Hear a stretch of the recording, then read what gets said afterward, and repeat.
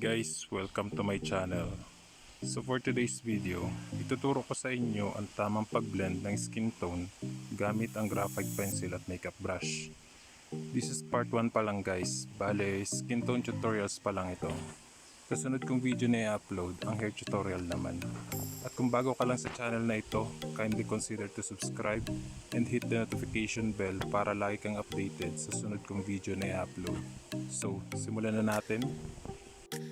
So ayun nga guys, tuwing nagdo-drawing ako, lagi ko talagang inuuna yung mata.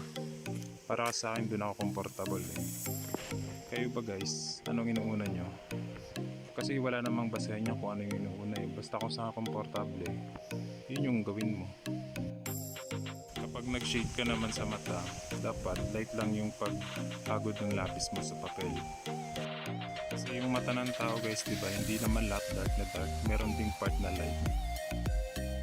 Ginagamitan ko na siya ng makeup brush yung pang-blend ko sa skin tone ng upper at lower ng skin tone ng mata.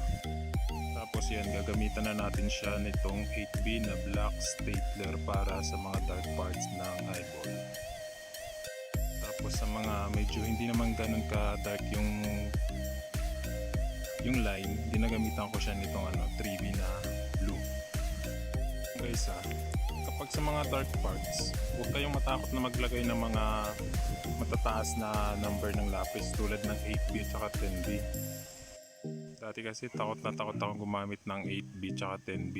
Kaya yung ending, yung result ng gawa ko, napakadal. Kumbaga boring. Kumbaga yung dark tones talaga, yun yung bumubuhay sa portrait natin. Tapos sa eyebrows naman, patungan mo muna, shade mo muna siya nitong 3B, saka i-blend mo nitong makeup brush. Saka muna siya patungan ng yung 8B na dark. Yan, para umangat yung niya, yung kilay niya. Ganon din yung gagawin natin sa kabila. Shade mo rin ng 3B, tapos papatungan mo din siya nitong 8B na black.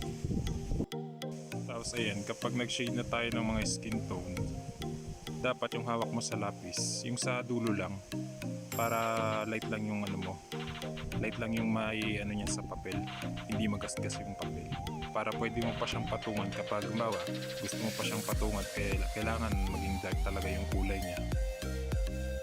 So ayan guys, ang ginagamit ko dyan sa skin tone ay HB lang muna, pangatin lang muna natin yung shadows niya, saka na natin siya patungan ng 3B dun sa mga may part lang na medyo dark. Tapos yan, biniblend ko lang siya ng makeup brush para maganda yung yung result niya. Makaganda lang sa makeup brush, hindi kasi siya, feeling ko hindi siya namumuo eh. Unlike sa mga cotton buds, pag inano mo siya parang namumuo siya kasi dati cotton buds yung gamit ko. Eh ngayon, nung na-discover ko yung brush, maganda pala siya sa graphite, magandang partner ng Graphitepencils. So ayan, sa may tayo chicks na tayo. Gaya ng dati, light lang yung hawak sa lapis. Malapit sa dulo lang hawak nito para hindi siya madiin. Para hindi magasgas yung yung papel. Tapos yung ginagamitan ko rin ng brush. Ulit-ulit lang guys yung ginagawa ko kapag nag-blend. Tapos ayan, sa lips na tayo. Bali inuuna ko si Jai yung line niya sa gitna. Ginugupitan ko siya nitong dark na 8B.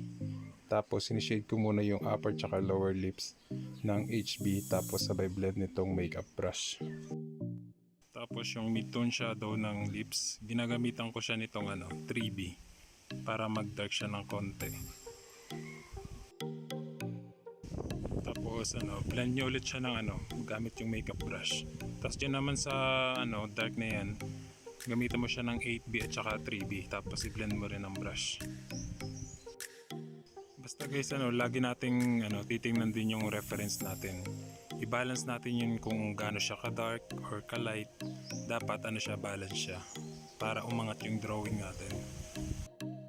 Tapos yan, halimbawa, feeling mo parang may kulang pa sa drawing mo. Parang light pa yung kulay niya. Pwede ka magpatong basta yung hawak mo lang sa lapis is light lang yung pagkakahagod ng lapis mo para hindi masira yung papel. At laging tatandaan na dapat yung lapis laging nakatasa yan. Dapat laging matulis yung dulo. Kasi kapag hindi siya nakatasa, may tendency na malaki yung sulat niya, minsan nasosobrahan yung mo, lalo na kapag sa gilid mo siya isusulat. minsan lumalagpas siya doon sa sa line, lumalaki yung mo, yung drawing mo. Tulad na sa bibig niya, madadagdagan yung laki ng bibig niya. At kagandahan nga pala guys kapag halimbawa yung hawak mo sa lapis is sa dulo lang, tapos light lang yung pag sulat mo sa papel. Maiiwasan natin yung pagbubura. Pansin nyo guys, hindi ako nagbura dito guys. Ayan o, pinapatungan ko ulit yung mga sa tingin ko light pa na kailangan ko pang i-dark ng konti. Tapos yan, blend ko lang ulit ng makeup brush. Yung ginagawa kasi natin dito talaga sa skin tone is layering. Layering. Kumbaga, patong-patong lang dapat tayo. Huwag natin bibiglayin para maganda yung result ng gawa natin. Tapos dyan sa pareho lang din ang ginawa natin sa ibang unahin muna yung medyo i-emphasize mo muna yung shape ng mukha niya, tapos yung shadows niya, unahin mo yung medyo dark para umangat na agad siya. Tapos then blend ka lang ng blend gamit ang makeup brush. Ang kaganda lang talaga sa makeup brush, hindi masisira yung tooth ng paper mo. Kumbaga makakapag ka pa rin makakapagpatong ka pa rin ang gusto mo. Kung gusto mong kapalan pa ng konting dark yung kulay ng skin tone, mapapatungan mo pa siya kapag brush yung ginamit mo, kasi magaan lang yung brush hindi siya yung sisiksik talaga yung tooth ng paper mo, hindi siya mapa-flatten. So ayun nga guys, medyo patapos na tayo sa part ng mukha niya. At dito naman sa lower, sa leg at saka sa likod niya at sa braso, halos pare-pareho lang naman yung natin sa skin tone. Kung ano yung ginawa mo sa skin tone sa taas, ganun lang din. Unahin mo muna yung mga dark, ipaangatin mo muna siya. Tapos kapag napangat mo na, sabay shadean mo na siya ng mga HB. Tapos patong-patong lang guys hanggang sa makuha mo yung tamang skin tone niya. Kagaya niya ng sa leg. Sa reference, sobrang talaga niya, sobrang black talaga, sobrang dark nung leg niya. Gawa nung shadows. So ayan, ginamitan ko agad siya nitong 8B na black stapler pencil. So ayan, ang ginagawa ko dyan, hindi siya isang isang line lang. Ginawa ko siya na parang cross hatching ginawa ko sa kanya para mapuno talaga niya, ma-fulfill niya yung mga tooth ng paper, para hindi siya yung may space. Ayan, tapos sabay blend mo na lang ulit din ng gamit ang makeup brush, then patungan mo na lang ulit ng kapag kulang pa yung pagka-dark niya. Patong-patong lang para magmukha talaga siyang dark yung kailangan mong i-dark. Hindi ko alam kung nakailang layering ako dito. Basta kung sa tingin mo satisfied ka na sa layer na ginawa mo, kung sa tingin mo sakto na siya sa reference na pinagagayahan mo, so yun, tigil mo na siya, tapos dun ka na sa next dun ka na sa baba ulit So ayun nga guys, dahil sa nautal na ako sa kasalitan ng layering, yun, na perfect ko rin. Hanggang dito na lang yung sasabihin ko, kasi ulit-ulit lang naman yung sasabihin ko dyan sa babae. Pareho lang din naman sa mga sinabi ko sa skin tone sa face part niya.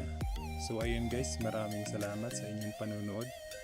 Sana po ay mag-subscribe kayo sa aking YouTube channel, at para matulungan ko rin kayo sa iba pa nating gagawing tutorials. So yun lang, salamat.